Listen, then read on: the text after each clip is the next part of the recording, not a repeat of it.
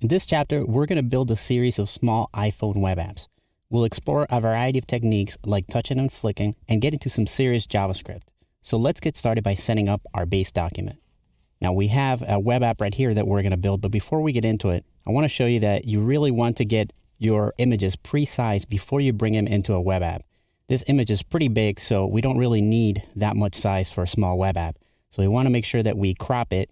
And the standard size on an iPhone application screen is 480 pixels by 320 pixels, depending on the proportions of your documents. It might be the other way around, 320 by 480. So use Photoshop to crop your images and you'll save yourself a lot of room on a very small web app. So you can see right here that we have a very simple app going on. We just have a list of photos and there's a caption underneath each photo. So if we look at our code, you can see we've done that right here. We just created a list of elements and we just have an image with a thumbnail and a caption and a paragraph tag. The list is also wrapped with a section tag that has an ID so that we can target it later on with JavaScript. Our basic style has cleared out margins, a default font, and a standard image background for an iPhone. The first thing we need to do is set the viewport meta tag to make sure that our device width is configured properly and that we're preventing the user from scaling this app.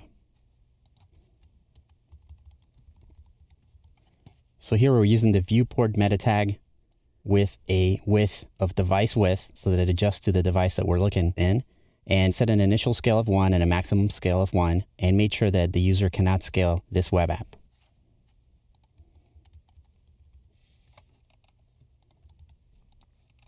Our first bit of CSS is going to get rid of these bullets and adjust the margins of our individual list elements.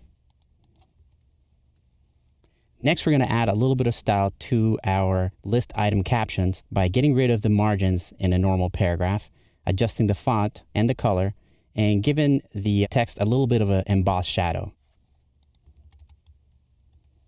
I want to make sure that my images have a round border, so I'm using a WebKit border radius of 10 pixels to give these images a round edge.